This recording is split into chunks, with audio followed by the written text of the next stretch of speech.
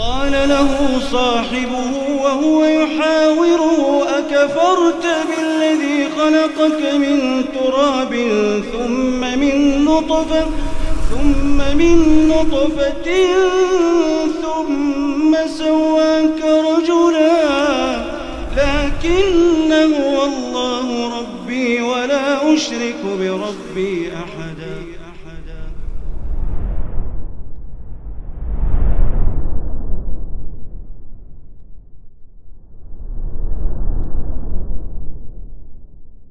Assalamualaikum warahmatullahi wabarakatuh. Waalaikumsalam. Innal hamdalillah nahmaduhu wa nasta'inuhu wa nastaghfiruh wa na'udzu billahi min shururi anfusina wa sayyiati a'malina may yahdihillahu fala mudilla lahu wa may yudlil fala hadiya lahu. Asyhadu an la ilaha illallah wahdahu la syarika lahu wa asyhadu anna Muhammadan abduhu wa rasuluhu la nabiyya ba'dahu. Allahumma 'allimna ma yanfa'una wanfa'na bima 'allamtana. Kita insyaallah lanjutkan kajian kitab Umdatul Ahkam. Hadis kali ini hadis Zaid bin Arqam radhiyallahu anhu berkaitan dengan larangan berbicara saat salat. Kita baca dulu bahasa Arabnya, kemudian Pak Agung akan membacakan terjemahannya insyaallah. An Zaid bin Arqam radhiyallahu anhu qala kunna natakallamu fi sholati yukallimu ar-rajulu minna sahibahu wa huwa ila janbihi fi sholati hatta nazalat wa qumu lillahi qanitin fa umirna bis sukuti wa nuhina 'anil kalam.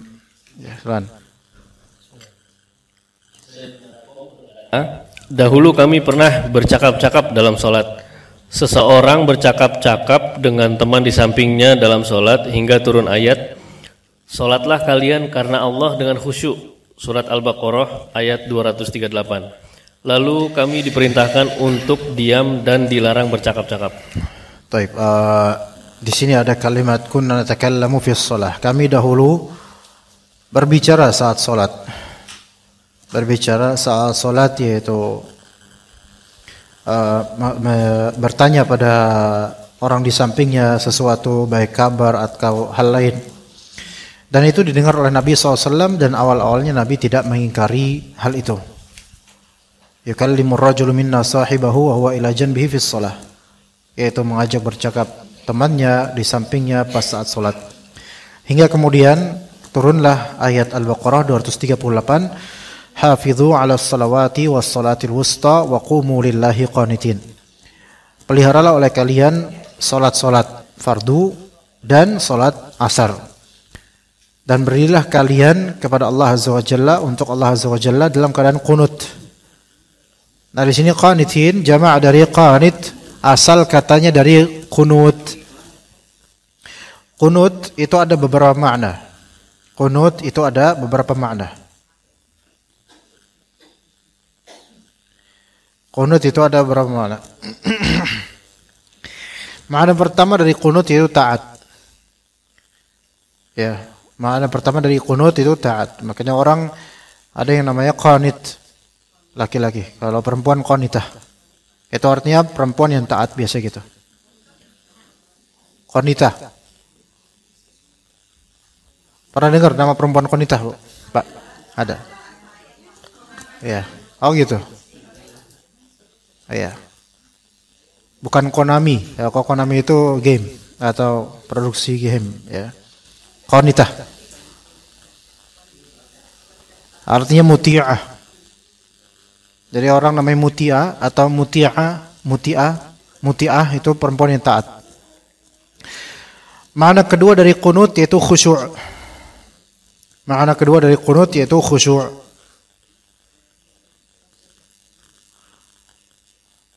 Yaitu hatinya tunduk khusyuk. Makna ketiga dari qunut yaitu doa. Iya. Doa. Atau bisa juga tambahkan makna ketiga yaitu doa selagi ya, doa yang ketiga doa. Makna keempat yaitu tulul qiyam was sukut. Tulul qiyam was sukut yaitu lamanya berdiri dan diam. lamanya berdiri dan diam. Dan maksud dari qunut di ayat wa qumu lillahi qanitin yaitu diam. Berdirilah sambil diam. Maksud diam di sini yaitu tidak berbicara dengan perbincangan antar manusia. Itu diam. Walaupun kalau misalnya membaca ayat, membaca doa, maka ini tidak masalah. Bahkan itu yang diharuskan atau dianjurkan.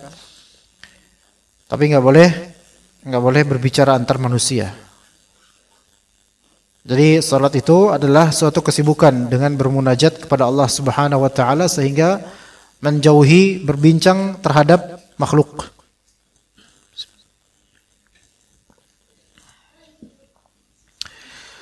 Baik, para ulama bersepakat batalnya salat orang yang berbicara sengaja tanpa maslahat dan mengetahui keharamannya. Ini diperhatikan baik-baik nih, detail. Para ulama bersepakat batalnya salat orang yang berbicara di dalamnya dengan sengaja tanpa maslahat salat maksudnya dan mengetahui keharamannya.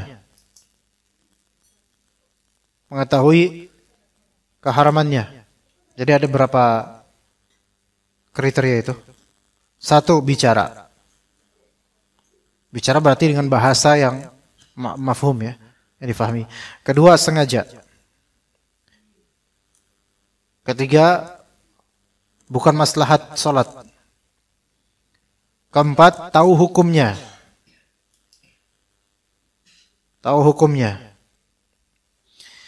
Tapi itu sudah jelas. Kayak kita tahu hukumnya, kemudian pas lagi salat kita bicara, paling nggak ada kaitan sama salat, nggak ada maslahat salat, bicara maka batal. Lalu ulama berbeda pendapat mengenai bagaimana dengan orang yang sahi, yaitu orang yang lupa. Lupa maksudnya keceplosan, lupa. Ya. Juga bagaimana dengan orang yang jahil, nggak tahu hukum. Misal baru masuk Islam gitu kan. Atau di desanya nggak ada yang mendidik. Sehingga terbiasa dari kecil untuk ngobrol saat sholat. Kan pernah ada video kayak gitu tuh. Udah gede, udah tua lagi. Ngobrol sama temannya lagi sholat Id, ngobrol sama temannya. Pak Agung, Masya Allah. Dan kemudian orang yang terpaksa. Orang yang dipaksa dia untuk bicara. Ya, dipaksa bicara yaitu mungkin ada konteks yang jarang ya, seperti terancam ya. Bagaimana Allah alam. Atau bagaimana dengan orang yang muhadzir lidh-dharir, yaitu orang yang memberi warning atau memberi peringatan kepada orang buta misalnya. Ya, ada orang buta lewat dekat orang sholat itu. Terus ada lubang atau ada apa gitu. Pak, kayak gitu. Itu ulama berbeda pendapat. Atau orang yang berbicara karena untuk maslahat sholat. Berbicara untuk maslahat sholat. Kayak gimana? Misalnya dia imamnya salah, kemudian dia nggak ngerti kalau cukup baca subhanallah. Lalu dia malah bukan baca subhanallah, malah dia salah itu gitu. Misalnya. Dan imamnya juga bahlul lagi. Apaan sih kata imamnya.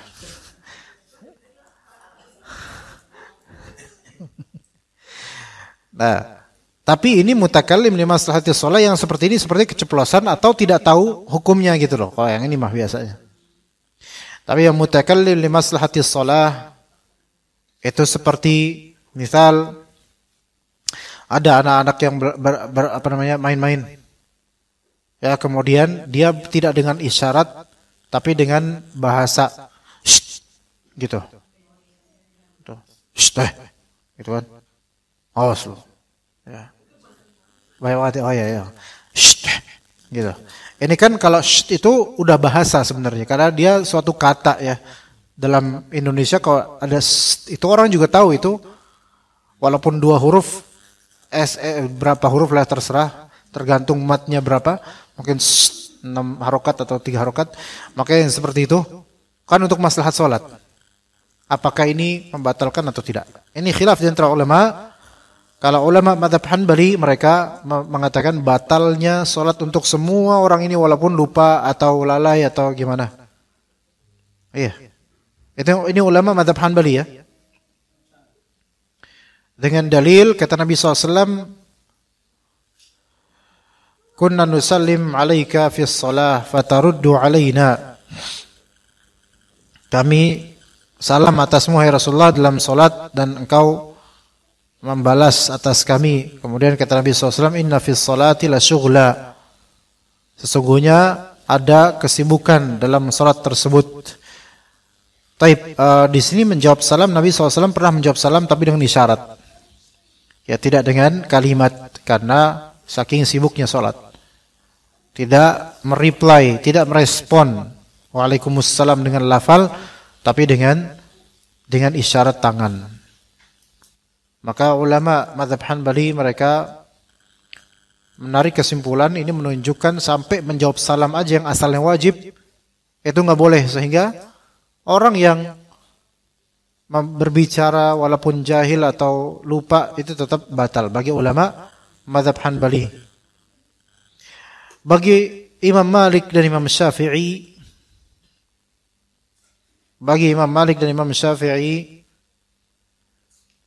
masih sahnya salatnya orang yang bicara karena tidak tahu, jahil, tidak tahu hukum. Sah. Atau orang yang lupa kalau dia lagi salat keceplosan misalnya. Ya. Atau orang yang mengira bahwa saya salatnya itu selesai, sudah selesai salatnya lalu bicara. Baik bicara tentang masalah salat atau hal lain, tapi dia ngira udah selesai salatnya. Iya, dia kira udah selesai ini sholatnya. Ternyata belum. Maka ini tetap sah sholatnya. Gimana coba contohnya?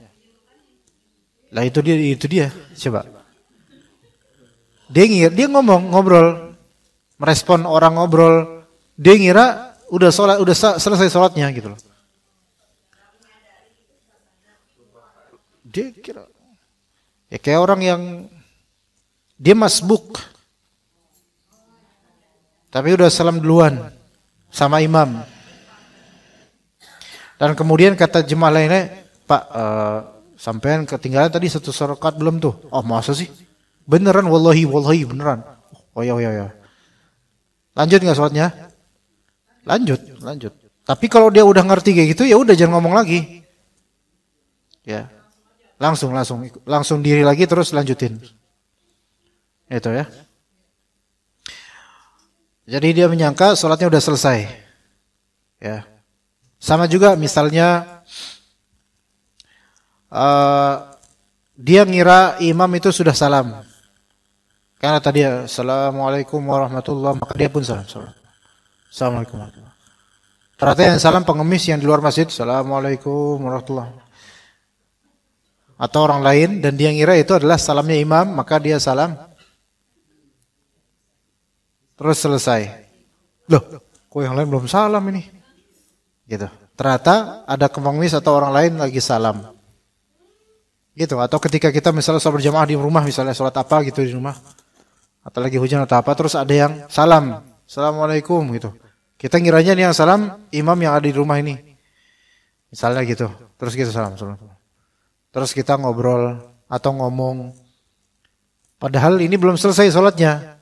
Karena nggak ngerti atau ngira udah selesai, padahal belum, maka sholatnya tetap sah asal dia melanjutkan sholatnya itu. Cuman masalahnya sekarang kemudian pas dia baru ngeh, baru kemudian imamnya assalamualaikum warahmatullahi wabarakatuh. Nah itu bingung tuh.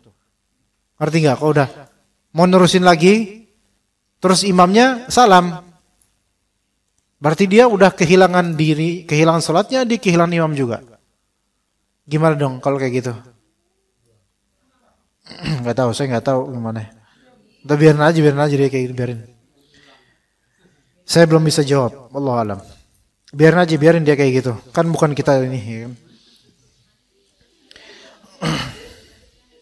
Saya belum bisa jawab lah. Lagi pula dia juga nggak nanya saya, gitu kan? Ya.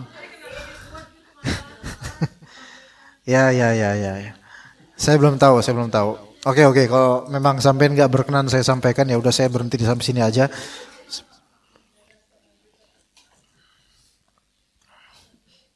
Dan ini pendapat yang lebih sahih insyaallah. Maka orang yang belum tahu hukumnya, atau orang yang keceplosan lupa, atau orang yang ngira dia sudah selesai sholat pada belum, maka ini sah sholatnya. Dan orang yang memperingatkan orang lain karena darurat, misalnya orang buta lewat di suatu tempat, dia peringatkan, maka ini tetap sah sholatnya. Taib, sebagaimana hadis yang diriwayatkan oleh Muawiyah bin Al-Hakam, beliau bercerita, "Bainama ana usalli ma'an Nabi sallallahu alaihi wasallam idza atasa rajulun minal qaum." Ketika saya salat berjamaah sama Nabi sallallahu alaihi wasallam, tiba-tiba ada yang bersin, kemudian alhamdulillah kata orang itu. Maka aku pun berkata, "Ya rahmukallah." Faramauni al-qaumu bi absarihim. Maka ketika saya ucap "Ya rahmukallah", jemaah yang di samping langsung ngeliatin saya, lagi sholat ini, langsung ngeliatin gitu, noleh gitu. Maka aku bilang, "Wathuklah, masa nukum tanzurun?" Kenapa kalian lihat-lihat gitu? Dijawab, beneran. Mungkin itu awal-awal dulu, namanya syariat sholat, awal kan belum, para sahabat belum tahu hukumnya gitu. Hasyik, alhamdulillah, ya rahmukallah. Padahal lihatin. Wah, sukla, kenapa pada ngeliatin gitu? Lagi sholat ini. Ya. Faja'alu yadribuna bi'aidihim ala afkhadhihim. Maka kemudian mereka pun yang ngeliatin saya langsung memukul tangan mereka ke ini mereka, ke paha mereka gitu. Suruh diem gitu. Isyarat suruh diem. Iya. Fama ra'ay, bukan lupa. Mukul paha, iya, lu mukul paha. Isyarat gitu supaya Muawiyah ini supaya diem. Jangan jawab, diliatin malah ngomong, gini malah nambah kan gitu. Fama ra'aituhum yusmituni, saya enggak menganggap mereka itu sedang nyuruh saya diam. Walakin nisakatu, tapi akhirnya saya diam aja. Aneh gitu, kok kenapa sih orang-orang gitu. Falamma shalla Rasulullah SAW, setelah salat Rasulullah SAW, setelah selesai salat, maka kata Rasulullah SAW, "Inna hadhihi salata la yasluhu fiha syai'un min kalamin nas."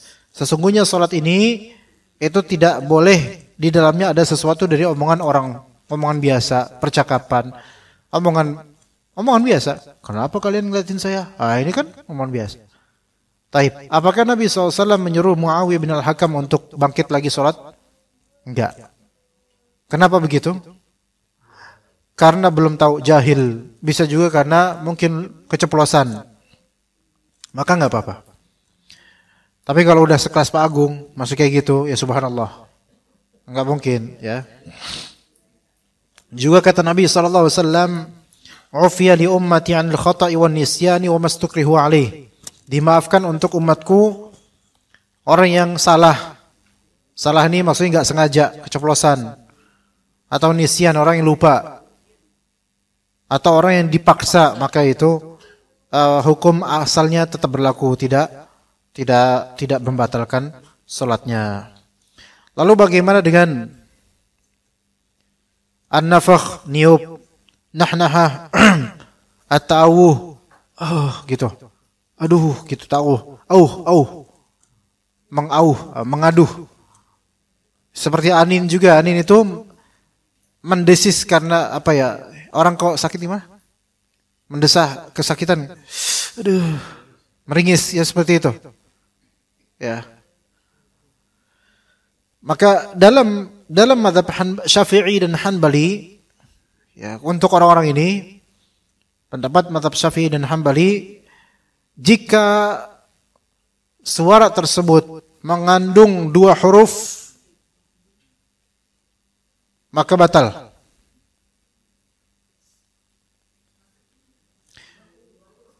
Jadi nafakh itu niup, gitu.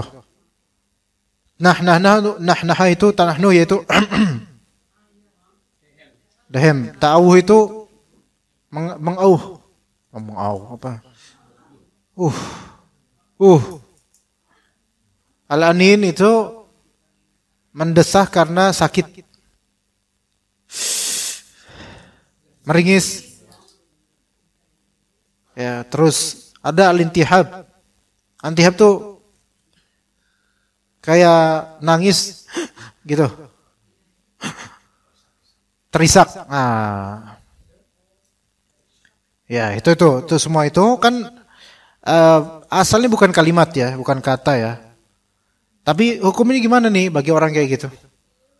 Pendapat pertama, ulama Syafi'i dan Hanabilah mengatakan kalau mengandung 2 huruf batal.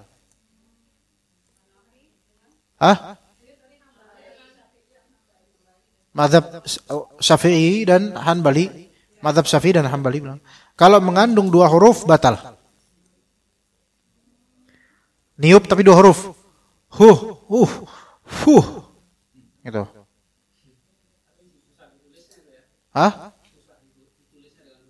FUH. Gitu. Iya. Ya, atau nahnaha tanahnu. Ahem. Nah, kalau ini kan memang ahem. Ada 4 huruf itu. Ain, ha, ain, ahem. Ta'awuh, mengaduh. Anin, mendesah, sakitan. Al-intihab, yaitu terisak. Nanti dulu. Nah, kemudian adapun ulama Hanbali mengatakan kalau terisak karena takut pada Allah, karena tadabbur, takut pada Allah, maka enggak apa-apa. Kalau tanahnu li hajah, yaitu berdehem karena hajat, enggak apa-apa. Tapi kalau berdehem karena nyindir, ini batal. Ada berdehem karena nyindir, ada. Ya bukan iseng, kayak misalnya imamnya kelamaan. Ya kan? Ya. Iya. Makanya bisa batal bagi ulama Hanabilah dan ulama Syafi'iyah. Tapi kalau emang hajat karena kebanyakan reak atau apa gitu. Walaupun ada yang ngangkut ya. Tapi bukan buah zakum yang nyangkut. Jadi ada yang nyangkut di leher gitu, reak atau apa gitu, kayak enggak stroke gitu. Imamnya kesindir. Langsung ruku imamnya di situ. Padahal itu bersihin tenggorokan. Kalau ada hajat enggak apa-apa. Tapi kalau misalnya, ya begitu juga seharusnya ya. Nafakh, yaitu niup kalau ada hajat walaupun berhuruf-huruf gitu. Ya namanya hajat. Kayak misal, dan gak sengaja mungkin atau tanpa maksud untuk mengeluarkan 2 huruf. Ya misalnya ada apa yang nempel di tangannya atau apa. Gitu. Saking emosinya mungkin. Iya. Atau orang yang lagi sakit. Dan dia berjuang untuk menahan rasa sakitnya dengan cara anin, yaitu meringis.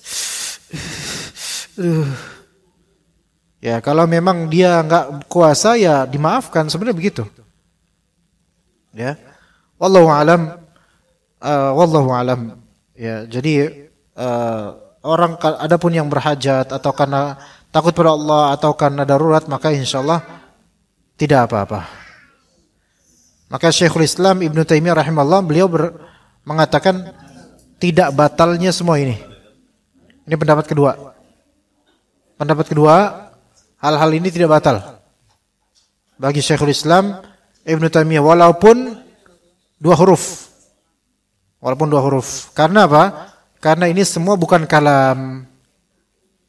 Ya, karena ini semua bukan kalam.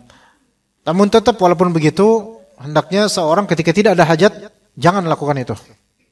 Apalagi kalau buat nyindir imam, jangan. Ya. Pendapat ini yang lebih sahih insyaallah, sebenarnya lebih sahih ini. Tapi kalau kita melihat ke mazhab-mazhab ini semua dibahas dan dibatalkan. Dibatalkan. Ya. Taib. Kemudian kita lanjut ke hadis berikutnya. An Abdullah bin Umar radhiyallahu anhu wa Abu Hurairah radhiyallahu anhu an Rasulullah sallallahu alaihi wasallam qala idza ishtadda al-harru fabridu 'anis salati fa inna shiddatal harri min fayhi jahannam. Ya, silakan. Dan Abu Hurairah radhiyallahu anhu meriwayatkan dari Rasulullah sallallahu alaihi wasallam, beliau bersabda, jika udara sangat panas atau menyengat, maka tundalah salat, karena panas yang menyengat itu bagian dari hembusan neraka jahanam atau api. Kok Anda enggak dengar jelas Pak suara sampean? Jelas enggak suara Pak Agung, jelas apa bergema ya? Oh jelas, ya udah, oke. Taib.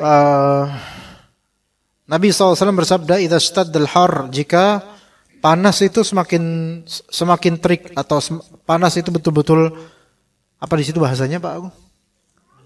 Menyengat. Jika panas menyengat, fabridu bis shalah, fabridu anis shalah, maka tundalah salat sampai agak dingin. Fa inna shiddatal harri min fayhi jahannam, sesungguhnya panas teriknya, panas itu bagian dari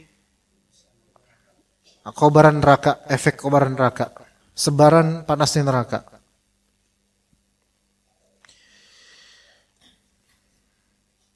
Taib, ini di salat apa? Salat zuhur. Ini di salat zuhur ada namanya ibrad. Ibrad yaitu menunggu agak dinginan pas salat zuhur. Dan itu dibolehkan, bahkan dianjurkan jika memang kondisinya tidak memungkinkan. Tetapi kalau misalnya masjidnya ada AC atau tenang adem, mau di luar panas bagaimana, itu hukum ini nggak berlaku dong berarti.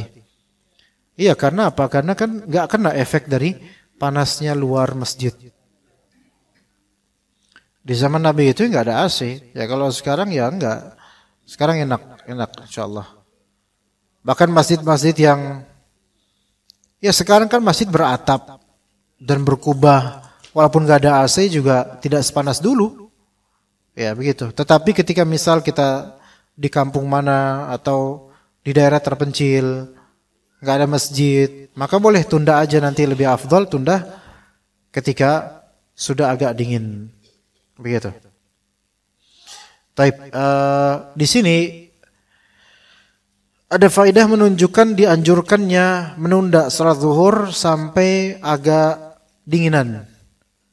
Kalau misalnya agak dinginan itu menuju asar, maka enggak apa-apa. Di akhir waktu zuhur. Tidak masalah. Ya, tidak ada masalah. Tapi ya berjamaah kalau laki-laki. Berjamaah. Taib. Faedah kedua menunjukkan dianjurkannya salat dalam keadaan tenang. Tenang hati. Tidak dalam keadaan tersiksa atau tersusahkan. Ini dalam hal ini. Kemudian juga ketika salat dalam keadaan menahan BAB atau ada makanan yang dia lapar dan butuh dengannya, maka ini malah makruh untuk salat di kondisi seperti itu. Taib, kemudian hukum, ada kaidah al-hukmu yaduru ma'a illatih. Hukum itu terwujud sesuai dengan sebabnya. Hukum itu terwujud sesuai dengan sebabnya. Kalau sebabnya tidak ada, maka hukumnya enggak ada. Artinya apa?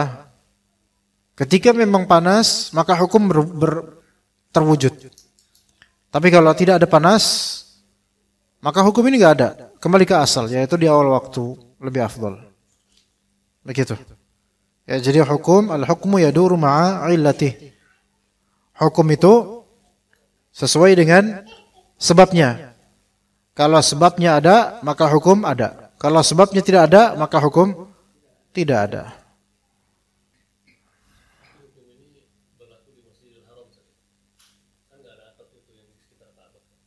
Tapi kan di bagian yang ada atapnya bisa.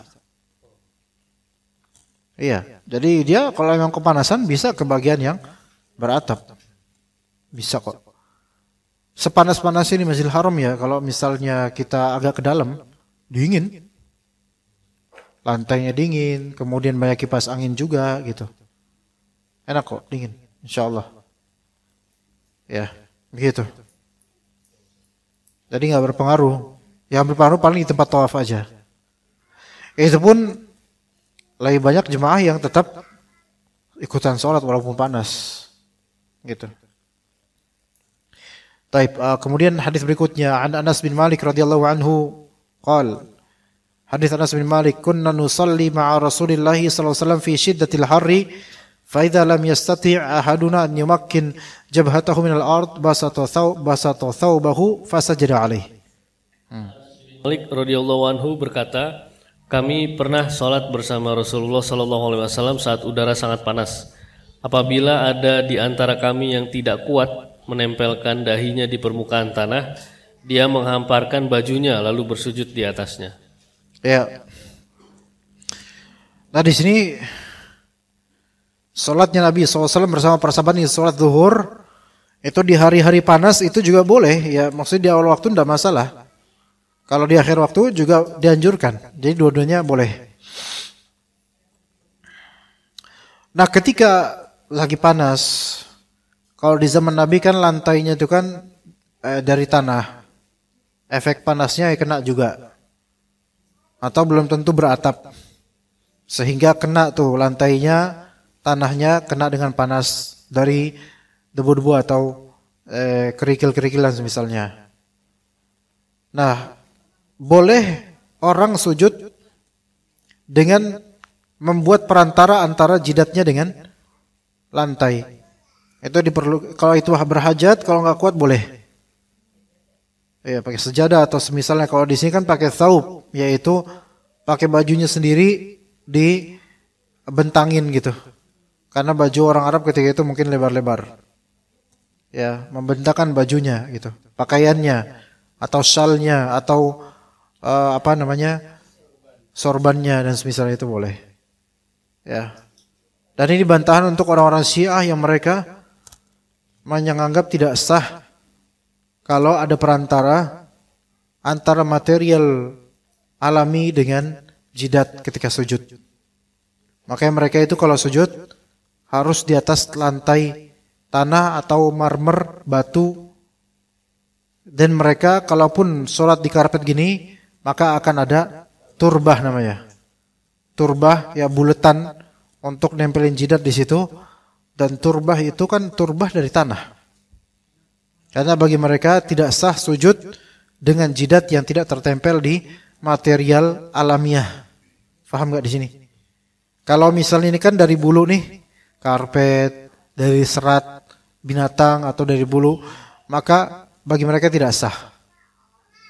Makanya kalau di Masjid-Masjid Nabawi itu orang-orang Syiah salatnya mereka dengan turbah tapi tidak tampak turbahnya, baru dipakai pas sujud aja tiba-tiba mereka giniin.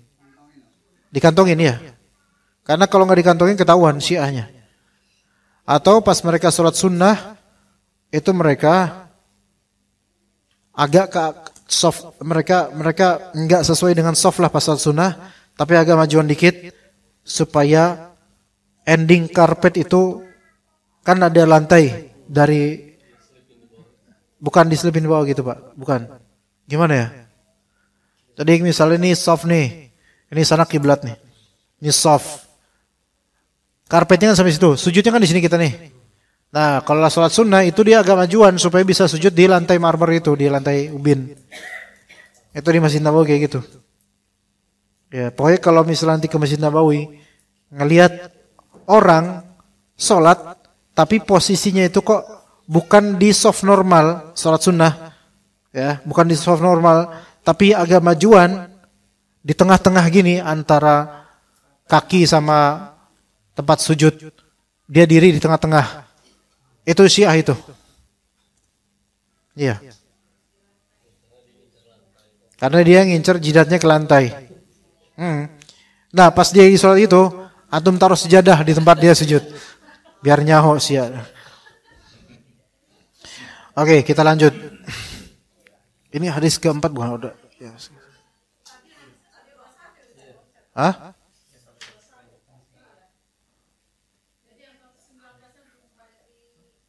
Iya kah? Apa tuh hadis siapa tuh? Kok nggak ada di saya?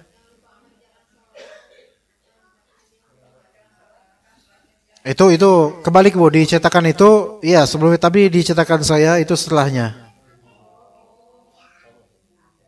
Iya.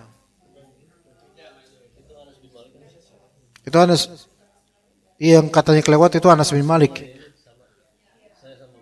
Ya sebenarnya Anas bin Malik juga, dua hadis terakhir ini Anas bin Malik. Ya. Nah, kita lanjut ke hadis berikutnya, masalah qada salat. Ada Anas bin Malik radhiyallahu anhu qala Rasulullah SAW, man nasiya salatan falyusalliha idza dzakaraha la kaffarata laha illa dzalika wa tala qaulahu ta'ala wa aqimis salata lidzikri. Wa li Muslim man nasiya salatan aw nama anha fa kaffaratuha an yusalliha idza dzakaraha. Silakan. Allah sallallahu alaihi wasallam bersabda, barang siapa yang kelupaan terhadap salat, hendaklah ia mengerjakannya ketika ingat. Tidak ada kafaroh baginya kecuali itu, dirikanlah salat karena mengingatku. Dalam riwayat Muslim, barang siapa yang kelupaan terhadap salat atau ketiduran, kafarohnya adalah melaksanakan salat tersebut ketika ingat. Oke. Ini hadis Anas bin Malik berikutnya. Rasulullah SAW bersabda, man nasiya salatan falyusalliha idza dzakaraha. Siapa yang kelupaan salat, maka hendaklah dia salat ketika dia ingat, salat fardu. Ya mungkin aja seseorang lupa, apalagi saat safar, yang kadang dia tunda, nanti bisa lah. Atau karena ada kesibukan yang tidak mungkin untuk dia tunda-tunda, atau ada hajat. Bisa aja manusia itu seperti itu. Walaupun dia sering sholat di masjid, namun suatu ketika ada keadaan-keadaan yang mungkin ketika dia itu harus, justru dia berpotensi lupa karena biasa sholat di masjid. Nah sekali ini dia lagi di pulang kantor atau gimana, karena kebiasaan sholat di masjid, maka dia kira dia udah sholat di masjid gitu loh. Paham gak? Gak paham dah. Kayak misalnya dia pulang kantor jam 5 nih. Sekarang gak. Ternyata maghrib jam 5:30 misalnya. Akhirnya di perjalanan dia nunda dulu dah, nanti gak mungkin nih sholatnya sekarang nih. Nunda, dia sampai rumah sebelum Isya. Karena udah biasa sampai rumah jam segitu, dia udah biasa udah sholat gitu. Ya dia udah gak kepikiran lagi karena dia gak pernah sholat di rumah gitu loh. Akhirnya dia sholat Isya di masjid ya. Akhirnya dia kemudian jam 8, jam 9 baru kayak, kok ada yang janggal, ada yang gak enak gitu ya. Oh iya tadi saya belum sholat maghrib ya. Gitu. Maka ini lupa orang ini, maka hendaklah dia sholat ketika ingat. Walaupun ingatnya besok hari. Ini karena lupa. Gak apa-apa. Gimana Pak? Iya, ketika ingat langsung sholat. Walaupun besoknya besok. Kapanpun dia, kalau dia ingat, di hari itu saya belum sholat itu. Kayak gitu. Langsung dia qada. Nah, dalil ini justru menunjukkan bahwa orang yang sengaja meninggalkan sholat pada waktunya itu tidak qada sholat. Iya. Karena hadis ini untuk orang yang lupa, bukan orang yang sengaja ninggalin sholat.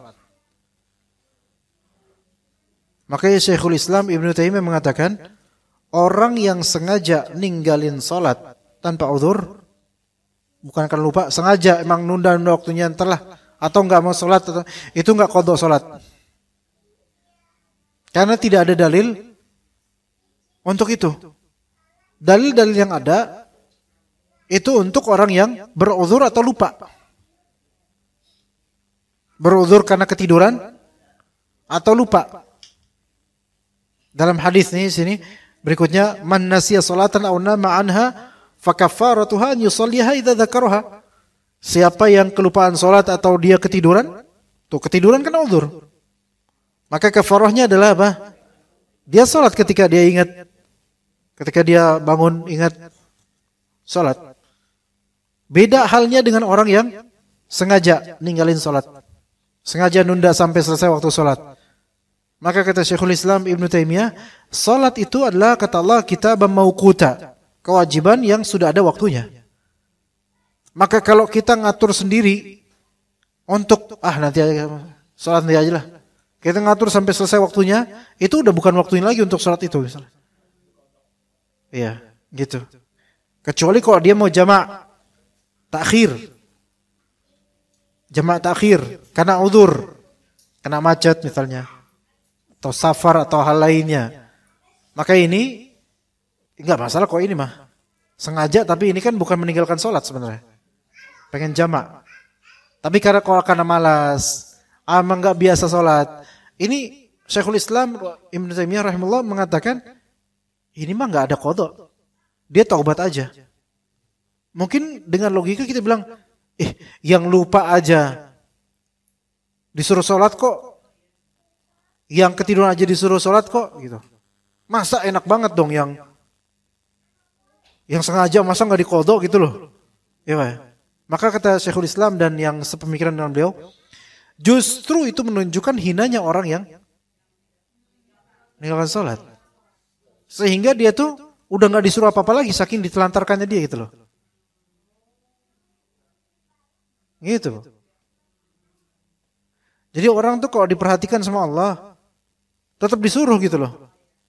Ibu aja nih, ada anak nih, beberapa anak nih, yang satu bandel, yang kedua bandel, yang ketiga mingkinan bandelnya, nggak ada yang benar semuanya.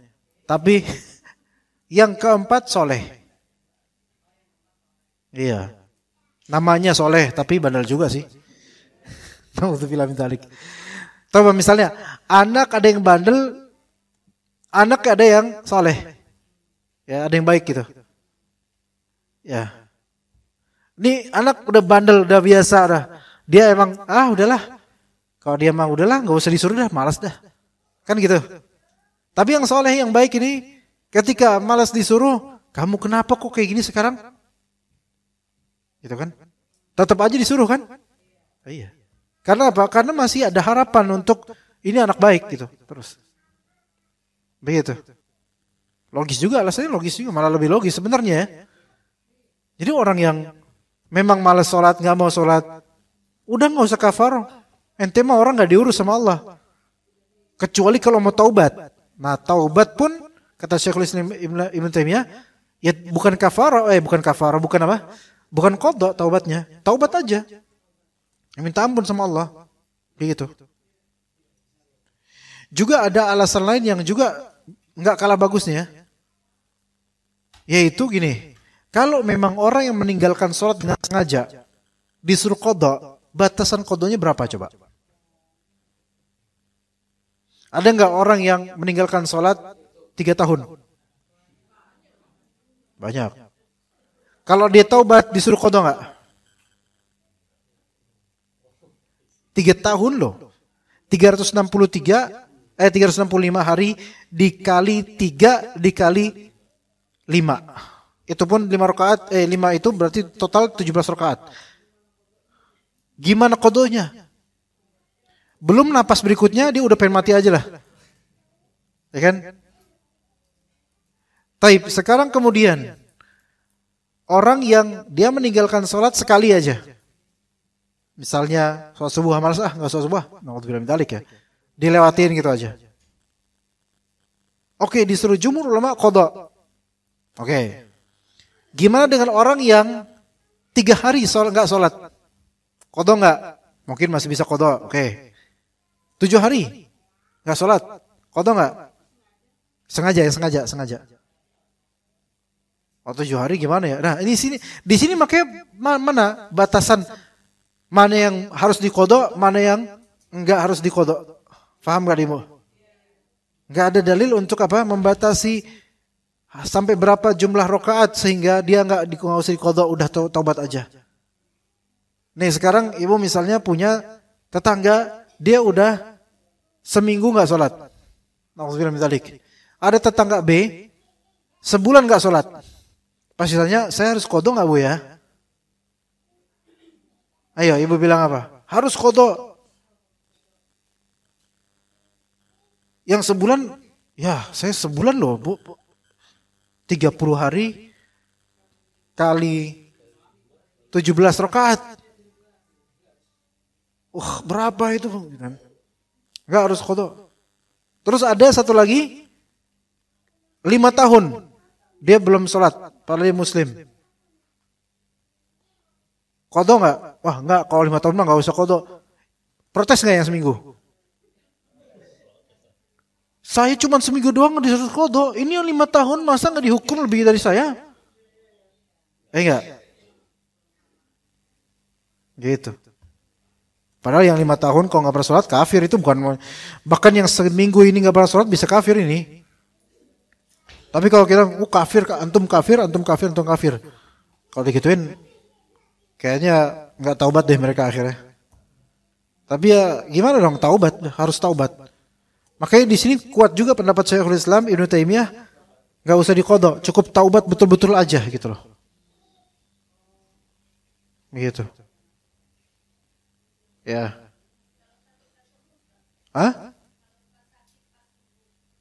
Kalau sakit, apa sakitnya? Lah kenapa enggak sholat? Iya.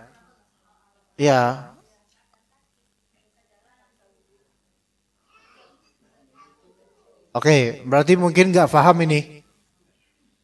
Bahwasanya walaupun patah tulang gimana, dia tetap wajib sholat. Lah terus dia nggak bisa wudu. Dia wuduin, kalau nggak ada yang wuduin, kalau dia bisa tayamum nggak bisa tayamum, ya udah dia sholat sesuai dengan keadaan dia, tanpa wudu, tanpa tayamum. Kayak di pesawat. Walaupun ada darah berceceran, walaupun najis berceceran maka tetap dia sholat pada waktunya. Tapi mungkin ini udah terlanjur misalnya. Udah lewat, udah seminggu atau berapa. Baru tahu hukum ini dia qadha. Karena dia tidak tahu. Iya, dia bukan orang yang bermaksud untuk meninggalkan sholat. Dia kan orang yang memang berdur karena jahil. Dikira ini gak wajib. Gitu ya, Bu ya. Jadi dia qadha sepanjang dia tinggalkan itu. Seminggu Ustaz. Iya seminggu. Iya. Gitu. Jahil karena nggak tahu, bukan karena sengaja meninggalkan. Ya. Iya. Tapi pada pertanyaan Pak Agung. Iya, tadi. Assalamualaikum.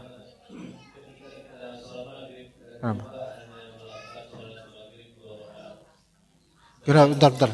Ada apa? Oh ada lagi, satu lagi. 2 lagi. Subhanallah. Udah sampai sini aja lah karena udah jam segini. Ini tanya jawab aja. Diatur aja nanti berapa. Gimana Pak Afan? Ya gimana Fadl? Wassalamualaikum.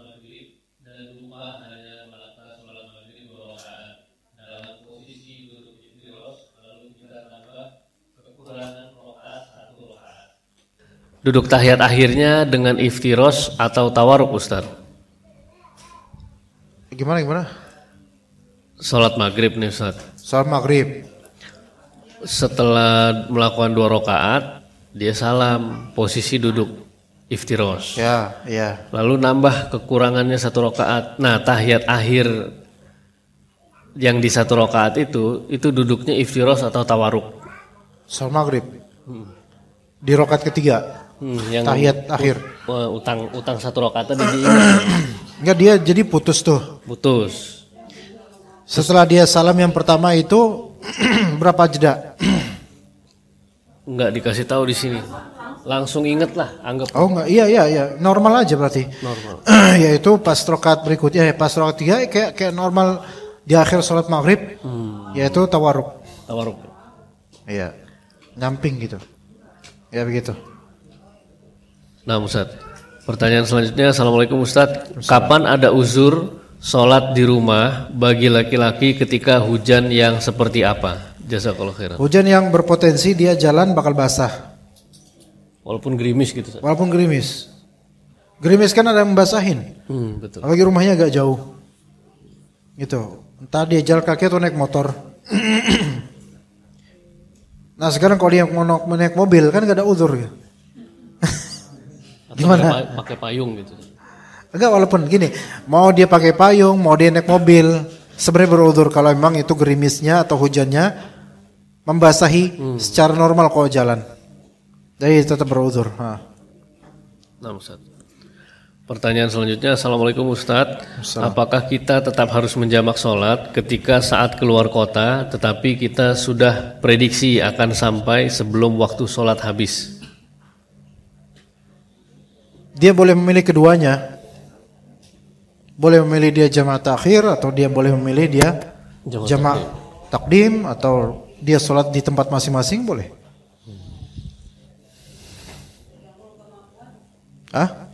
Apa? Apa yang mudah baginya insyaallah. Gitu. Kayak misalnya dia tahu bakal sampai rumah tujuan jam 4:30. Rumah safarnya gitu. Ya dia pilih mau dia sholat asar di waktu zuhur jamaah takdim boleh. Dia mau jamaah takhir nanti sholat pas sampai rumah tujuan safar juga boleh. Gitu. Dipisah juga boleh. Dipisah juga boleh. Dia sholat zuhur di waktunya dia sholat asar di rumah itu boleh. Mana yang mudah baginya insyaallah itu yang baik. Ya, ibu-ibu ada pertanyaan, Bu?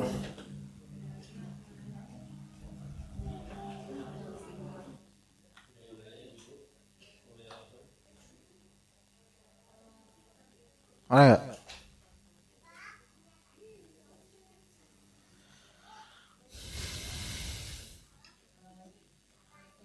Assalamualaikum warahmatullahi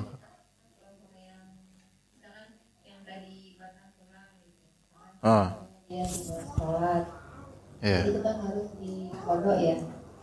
Itu cara mengkodoknya seperti apa Ustaz? Maksudnya misalkan sudah sehat, terus kita sholat zuhur, apa sholat zuhur itu selama berapa kali gitu? Diurut aja, urut harian aja. Diniatkan urut harian seolah-olah itu hari itu ya. Zuhur, terus asar, maghrib, isya, subuh, zuhur, asar, maghrib, isya. Enggak, segera. Saat itu juga segera, mumpung belum mati, ya saat itu juga. Karena kok nunggu nunggu waktunya lama lagi. Misalkan kalau subuh berarti misalnya seminggu gitu. Enggak, subuh, zuhur diniatin, asar, maghrib, isya, subuh diniatin sesuai dengan putaran hari itu. Walaupun terlarang. Qadha itu di waktu kapanpun harus segera. Gitu ya. Muter gitu terus sesuai dengan urutan dan hari terus. Bukan subuh karena udah 7 hari subuh 7 kali, enggak gitu. Urut aja dengan niatan urut gitu. Iya. Enggak di waktunya, segera. Ketika dia udah tahu hukumnya segera sekarang langsung lakuin. Borong semuanya tuh kalau 7 hari terus aja tuh. Sholat terus dia fokusin. Kalau ternyata terputus karena misalnya ada kerjaan atau apa, nanti di waktu berikutnya kalau sempat lanjutin qadha itu. Walaupun di luar jam sholatnya.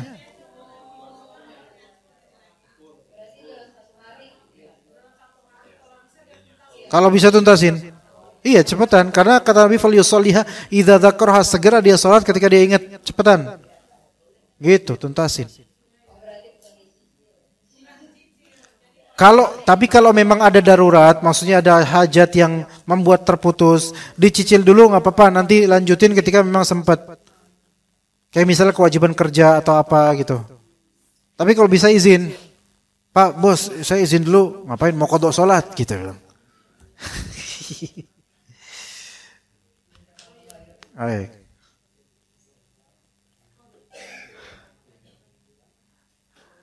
Nggak boleh nanya, Bu. Udah sampai limit kuotanya habis, kalau harus pakai premium. Iya. Ya. Assalamualaikum.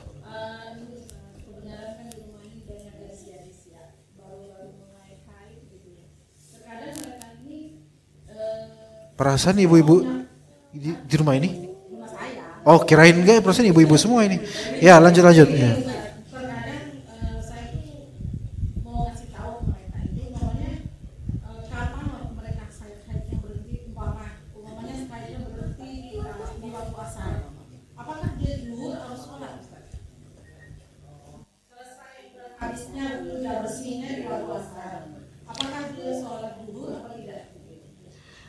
Beberapa ulama menyuruh sholat zuhur juga, tapi yang sahih ada tidak. Dia cukup asar aja. Yang sahih adalah cukup asar, zuhur nggak usah.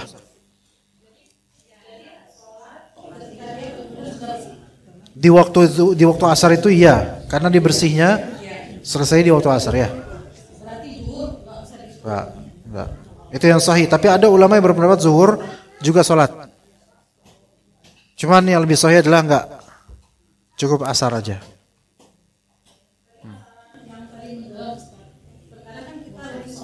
Masalah apa mendelam? Berdehem.